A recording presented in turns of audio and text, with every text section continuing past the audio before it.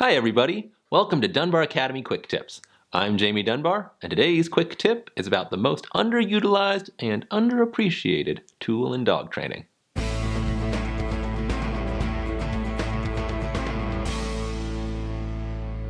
Training a dog is all about communication, and we humans communicate very readily with our voices. That's why you can and should talk to your dog. Obviously, they can't understand all of the words you use, but even if they don't understand any of the words, they can understand the feeling. And this is incredibly valuable because it allows you to communicate some very important pieces of information. First, using just the tone of your voice, you can communicate whether you like what your dog is doing or whether you dislike it. And you can communicate how strongly you feel about what your dog is doing. So you could say, "Hey, quit it, don't do that." Or, "No, Rover, no, don't even think about it." Or, "Good, Rover, that was you are a smart doggy." Or, "What a little wonder, Rover, I love you, you are the best little dog in the whole wide world." Now, you may have noticed that I'm talking in a very silly manner. That's on purpose. A silly voice is more engaging. Don't be afraid to act silly for the good of your dog. This simple technique of just talking to your dog and letting them know when you like what they're doing and when you don't like what they're doing, it's so obvious, but hardly anyone does it, which is a shame because it is so effective. And that's just using the dog's natural ability to interpret your tone and emotion. With a little training, you can teach your dog the meaning of some very useful words, which will increase your ability to communicate. When they're doing something you don't like, you can tell them what you want them to do instead. "Hey, Rover, sit." "Stay." I said sit. Sit. Or when they do something you really want to reward them for, you can say, "That was wonderful. That deserves a cookie. You get a cookie." Then you walk over to the treat jar to get out a piece of regular kibble and feed it to them. "Here's a cookie." It won't take them long before they learn what cookie means, or treat, or biscuit, or whatever word you want to use. Once your dog knows what cookie means, you can harness the reward power of food even when you don't have any on hand. You can say, "Good dog, that deserves a cookie. I'll get you a cookie as soon as we get home." And it will be a bigger reward than if you just said, "Good dog," regardless of whether you actually give your dog a cookie when you get home.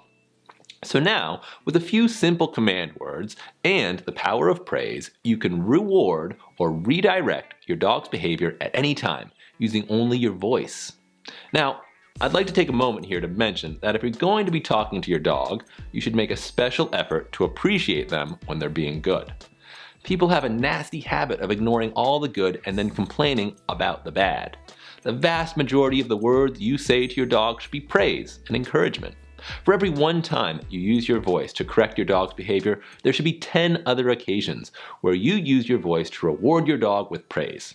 Fortunately, that's easy to do if you adopt the mindset that any time your dog isn't actively doing something bad, they are being, by default, good, and therefore you should praise them. This is particularly important with socialization and temperament training, when your dog is around other dogs and people. Now, with more training, you can teach your dog the meaning of a whole list of very useful command words. Sit, stand, down, off, take it, give it, come, stay, go to your bed, speak, shush, etc. With practice, you can train your dog to perform these behaviors reliably, even when your dog is off leash, at a distance, and distracted, while your hands are full, your dog isn't even looking at you.